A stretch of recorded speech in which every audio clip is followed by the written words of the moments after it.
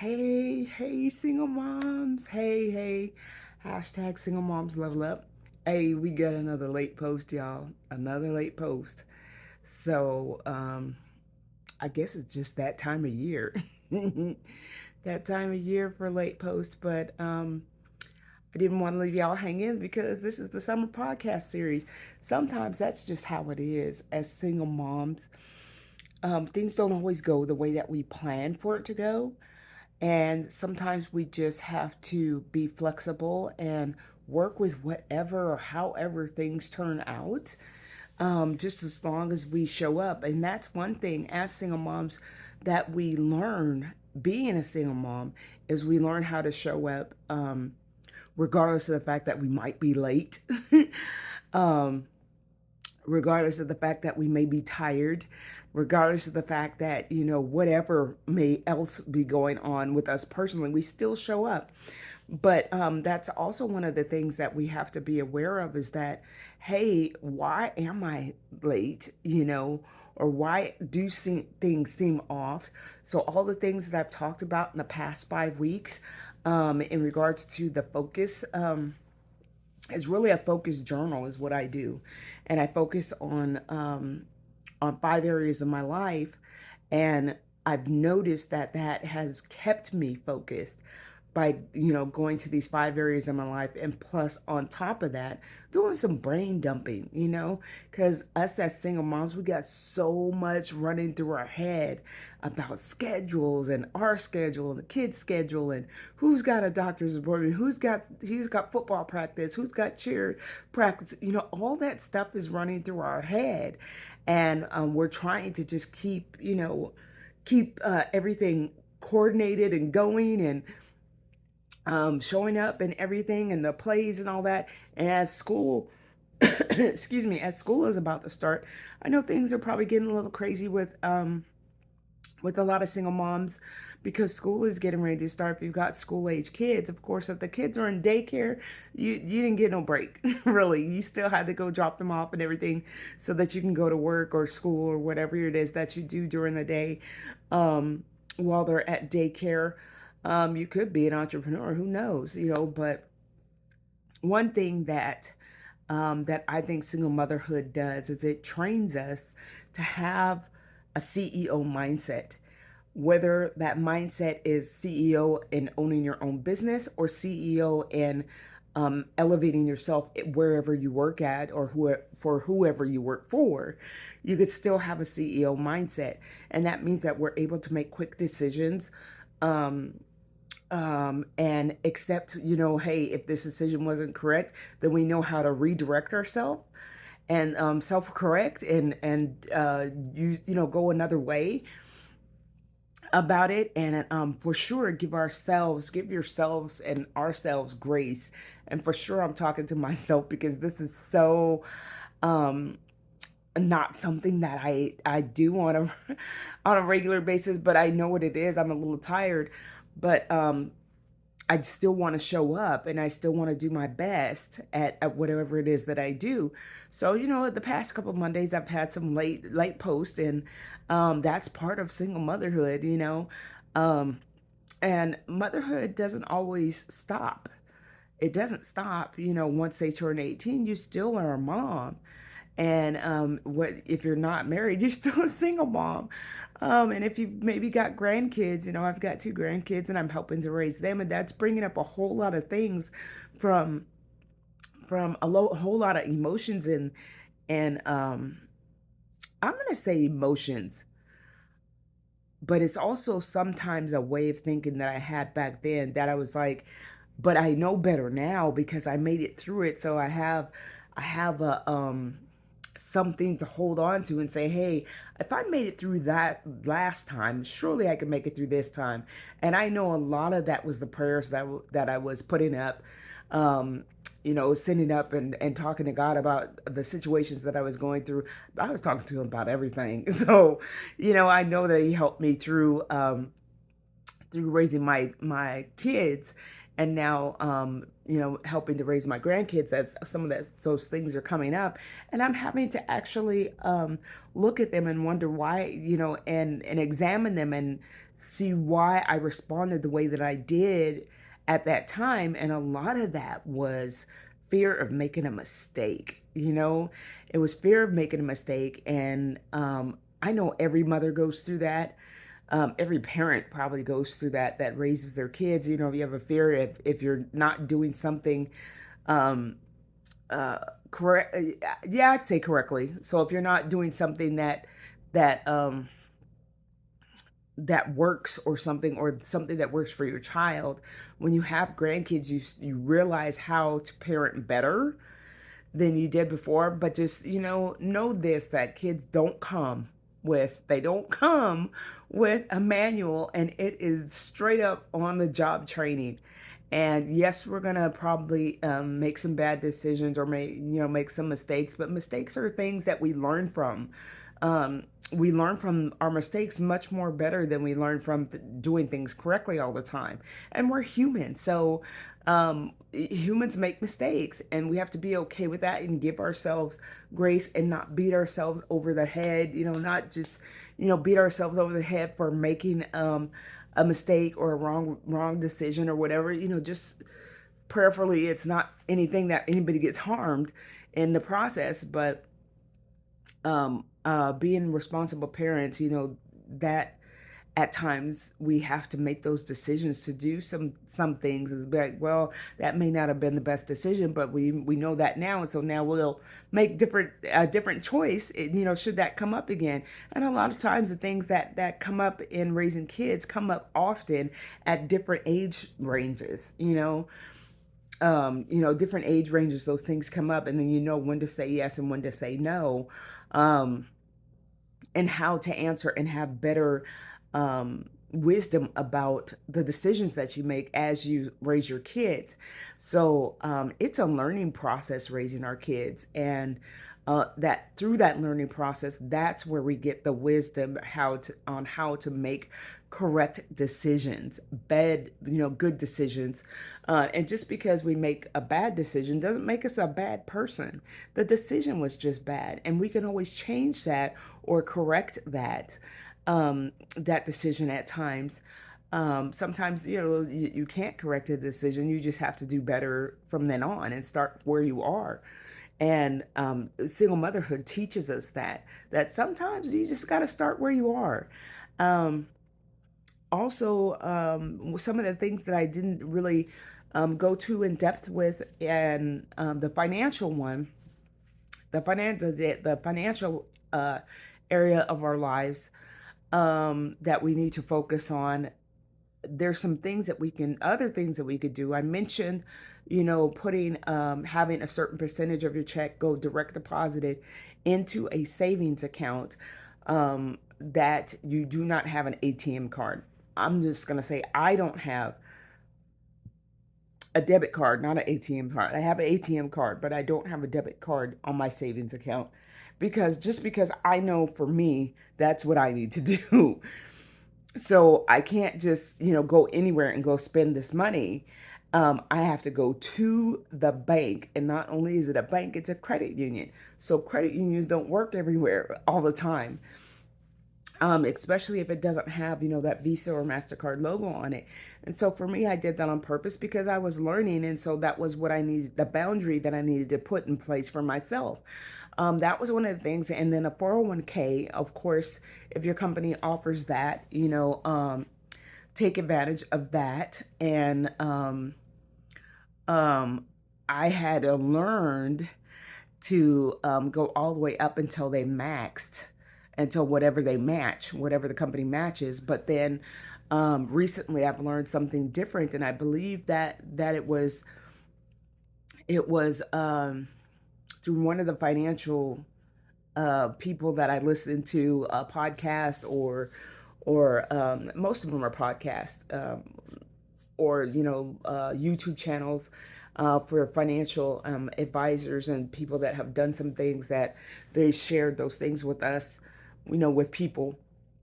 But I think what they had said was to do 10% regardless. Do 10%, and whatever the company matches, let them match, and then you still do 10% and save that towards your 401k.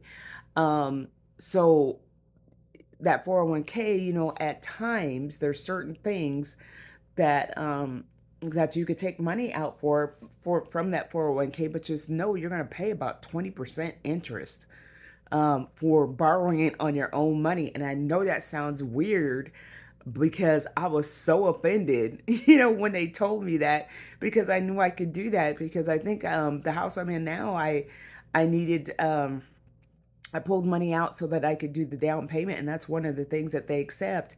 And they did that, but it would seem like I had to jump through so many hoops. I was like, man, this is my money. Why are you, why are you harassing me about my money? But it's because of the way that it's set up. Because it's set up as a before tax um, before tax savings account. And so because it's before tax, the IRS is aware of it. So that means there's got to be a whole lot of paperwork to prove what you're doing and why they gave it to you, and that you're going to pay it back, and then when you're going to pay it back, and how long it's going to take for you to pay back, all that stuff. And usually if you take a loan out from your 401k, they're going to snatch that out from your paycheck. As far as payments and how you pay that back, it's not going to a voluntary thing. It's something that they will deduct from your paycheck. So be aware of that. So usually, the 401k is one of those savings accounts that you just leave it alone. Um, and hopefully, you have that when you're ready to retire. Um, that is still nowadays still something that people are concerned about because of those situations, like I'm not even gonna say that company, but that company that went under, and they took all the 401k with it, and then people just had nothing. Which is why we need to diversify and have savings accounts outside of the 401k. So have a 401k, have a regular savings account, and have a sinking fund is what they call it. A sinking fund, which is something that you have readily access to, and have that savings account as well. So I used to watch His and Her Money, and they have a YouTube channel, and you can still watch their videos and everything. I'm not sure that they do it too much anymore, because I believe, well, I know that they started a church and they're pastoring a church, so they may not have much time to actually put into putting up new episodes, but they've got a lot of episodes that are financially geared. And even though it's called His and Her Money, and it's a married couple, they speak a lot of good financial information, even for singles and for single moms as well. I was part of their university program that they had, and so I was um, participated in the free. They had a lot of classes where they brought in some financial people, and people that were well known, and had um, basically reorganized their finances. And so they were on there. There was some financial advisors. There were just some regular people that had changed some things of how they saw their finances and things of that sort. And I was able to participate in that. And that was back in, I think, 2020. And so when everybody was home, and so I had already paid for it, so I went ahead and had the time to sit and watch and take notes and all that stuff. And it was really a lot of good stuff.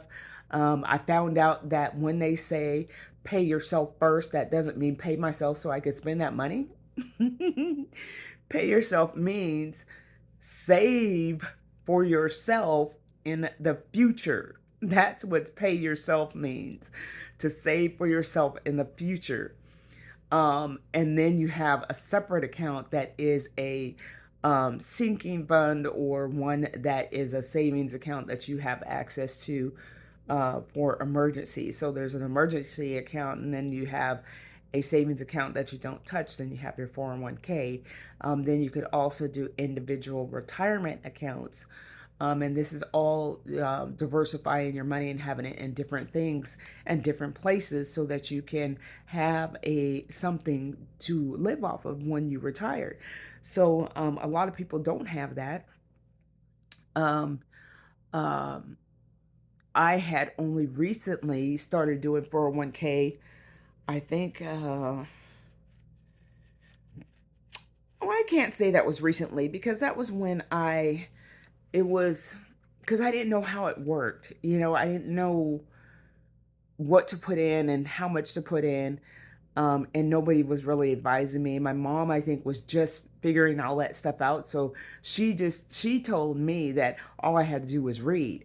Um, but one of the first jobs that I had that had a 401k, I knew it was something I was supposed to do, but I didn't know how to do it and how much to put in there. So I asked my mom, and they only gave me a short period of time to jump into that 401k before I had to wait until the next year. And I wanted to take advantage of that savings. And so I asked my mom, and my mom said, I asked her some questions. She said, all you have to do is read, Bess. It's like, I don't understand. What am I reading? Where am I reading this stuff at? Um, my mom was funny that way with me and my sister. She would make us go find out for ourselves. But I mean, this was a situation where I needed to tell them in the next 2 days because that was my window. If I was going to do the 401k or not, and I needed to tell them what the percentage was, and I didn't know. So I told them 2%. So this is what happened. I worked for that company for a really long time, and I think it was almost 5 years later. We're out in the back of the store. This is a retail home improvement store. This company's not even around anymore, but we were having a company get together and stuff. And I overheard somebody else that started at the same. I knew they started at the same time I did, and they were talking about how they were putting a down payment down on a condo because their 401k had done so well, and now they had the down payment to put that down on the condo. And I was like, that's crazy. They have that in just 5 years. And so um, what I did was I went and found out more information. I found out what it was, but I still didn't understand it because it was financial jargon. And so I still didn't totally get it. But I did find out, hey, you need to at least do, at the minimum, um, do whatever the company matches. You do 4%, have 4% taken out of your check, and the company matches that 4%. So that becomes 8% in savings. And so I did that and had done that for years. And recently, like I said, in 2020, found out that I should be doing more, so that I can do that. Told you about the FSA, the flexible spending account, which is also sometimes called, has another name, and it runs a little bit differently, a medical expense account. So that when you have those times when you need to go take your kids to the doctor and you don't have the money, you've got a card or an account that you can give to the doctor to pay for your co-pays, to pay for dental appointments, to pay for, those unexpected things that pop up with the kids, or even the expected ones, with their yearly checkups and physicals and all that stuff. We got to pay money for that. And the flexible spending account is something that comes up really good as a really good resource for that. Also, there's a company called Just Between Friends. I found them a couple years ago.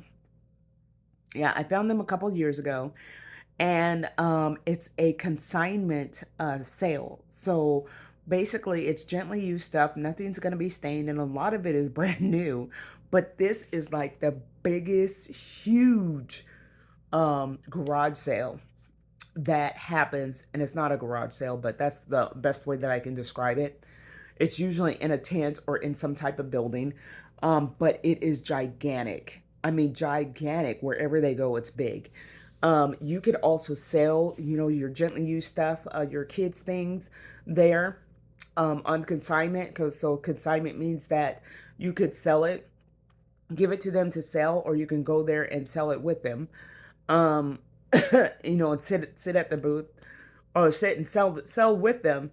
You actually don't have to sit at a booth. You can put the tags on them. Is what they want you to do, which is your participation is tagging your stuff and dropping it off, and they put it out and they'll sell it. And if you don't want it back, then they will donate it to one of the local shelters wherever they're doing the particular sale at. So it's a good way to do that. almost sure they give you a receipt for that if you donate that. So that means that that's a tax write-off. And so when you write your taxes off, you have a receipt saying that you donated so much in clothes, and they have the amounts because they tell you what the amounts are for what it is that you're selling because you're putting the price tags on, so you know what it is. Even if it is a discounted amount, still you got a write off. Um, Write-offs are good. you know. And so that's another financial thing. The other financial thing was I was telling you about Sam's Club, and to find another single mom that you can both share the account. She pays half, you pay half, however you want to do that. But you guys can both share the amount of the membership fee, and then get another card, get a second card, and then you guys could share the account that way. You can get the better deals. And then how Sam's Club works is it's the quantity. You may be paying the same price, but your quantities are much bigger. So I sat and did a comparison between Sam's Club and the stores, and that's what was the difference. The difference was yes, I may be paying more on a lot on some, not more, but the same amount on these things, but the quantities were a lot more. So I one of the ones that I know exists is the ground turkey. So I use ground turkey because beef doesn't settle well with me, but my body doesn't digest it well. It makes me very sick. But ground turkey, I would buy the ground turkey at Sam's Club for this price. It's a little bit more, but because I'm getting two packages at £2 each versus me getting one package that's a pound and a half, or sometimes just a pound for the same amount. So when I get £2, that's two dinners for me, for my family. That's two dinners. So that's a total of four dinners for, I don't know, $15. I think it's changed now, but just off the top of my head, that's what I remember.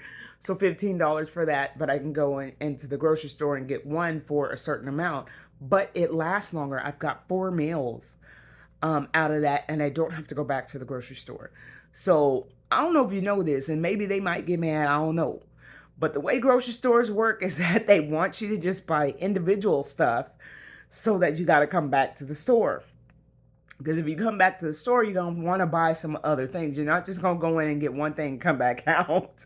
The majority of the time, you're going to pick up something, which is why they have all that stuff by the register. Those are impulse, buy items. They know you're going to buy something else. So Sam's Club saves you from that as well. So, but it's just certain things. I buy like the majority of stuff from Sam's. But if I want a variety of something and I want to save some money, there's Trader Joe's. And I know everybody does not have Trader Joe's. Trader Joe's came to Texas a few years back, and I was so excited. But the fact is that they're so far from me that I wouldn't go that often. But they're starting to spread out a little bit more, and so I found one that's closer to my job. Now I just got to remember to go over there to do shopping when I want something that's got a lot more variety and is on the track of where I'm trying to take my health now. Um, trying to eat better and trying not to eat so many not trying not to eat too much processed food. I'm trying to back off of that because that um, has been brought up to me that maybe I shouldn't be, to back off away from that to reduce some health risk things that could come up. So that's something that I'm working into my life as well. But Trader Joe's is you get more bang for your buck at Trader Joe's than you do at the grocery store. That has I proved did that comparison also. One paycheck or time that I was getting food, I would get it from Trader Joe's, and another time I'd get it from the grocery store, and I kept my receipts and I compared what I was getting, and I was getting a better deals at Trader Joe's, and options and variety as well. Um, but price wise, it was coming out better. And so those were some of the things I wanted to share even more so on the financial part of it. And then I'll share some more stuff on next week. Next week, okay, my birthday's on Tuesday, so that's why today I'm having a late post because I forgot I had to work today, and so that kind of threw me off. And because I was gonna do the post and everything earlier today, but I ended up having to work, and the air conditioning was out. So I don't know about anybody else, but it's like almost triple digits and humid, and the air conditioning was out at work. I was not functioning very well. I was late to work as it was because I forgot I was supposed to be there. Thank God that I have a boss that's very understanding, and she just reached out to me and said, "Hey, are you working today?" And I was like, "What?" And I was like, "Oh my gosh, yes, I am because I'm off the weekend. I took some days off for myself for my birthday, so I'll have a 4-day weekend." And that I plan on doing some things for myself, and some of that is rest, is rest, and then some of that is me just taking myself somewhere to listen to some music, go to church, and do some self-care, give myself a pedicure, some of those things, put a moisturizing mask on my face. I think I'm gonna do my hair. It's not too late because I wanted to put my hair up in braids, and I think I'm gonna put my hair in braids, um, braid my hair up. And so there's some things I want to do for myself, self care as well as some self love. And so as I've said before, my one of my friends that I know that is a certified relationship coach and counselor, she had told us what the difference was between self love and self care. And so, self love is everything you do on the inside, your mental, your mental health. Is your spiritual, there we go, mental and spiritual is all your internal things, and then all the external stuff is like the physical, the working out and whatever, and makeup and taking care of your face and all that, massages and stuff like that. That's all self-care because that's the things you do on the outside of your body that often make the inside of your body better as well. But those are exterior things, and the self love is all of the things that are your spiritual within you and your mental health as well. So those are some of the things I wanted to elaborate on. And I think we'll probably have two more podcasts, and then school will be starting because out here in Texas, school starts in August. And so I do the summer podcast in the summertime because parents have a little bit more time to listen to a podcast because you may or may not have the extra things included that come with school, and that whole routine that makes it where it's kind of a little bit impossible for you to do things. Even listening to a podcast is a little bit hard to do, but in the summertime I would hope that this would be something that you would look forward to listening to, participating, leaving comments and participating in the conversation where we level up. And we as I say, as single moms, we go, let's go from just surviving to CEO in every area of our lives through self-care, self-love, and community with one another. Let's hold each other up. Let's um, encourage one another. And you never know, the comment or question or the thing you might have to share may just be the thing that somebody needs to help them level up their perspective of how they see things. So go on and do that, go on and do that and leave a comment, like, share, and let some other single moms know that this is available to them. And thank you to the single moms that have joined the Single Moms Club private Facebook group. We will be doing some things there. I've been posting shorts in there, but the podcast is through YouTube, and you can share it. So thank you so much for watching. My name is Bess Parks. I am the single mom of two, and I have two grandkids as well. And as I say, hashtag single moms level up. CEOs in training. Let's go. Bye.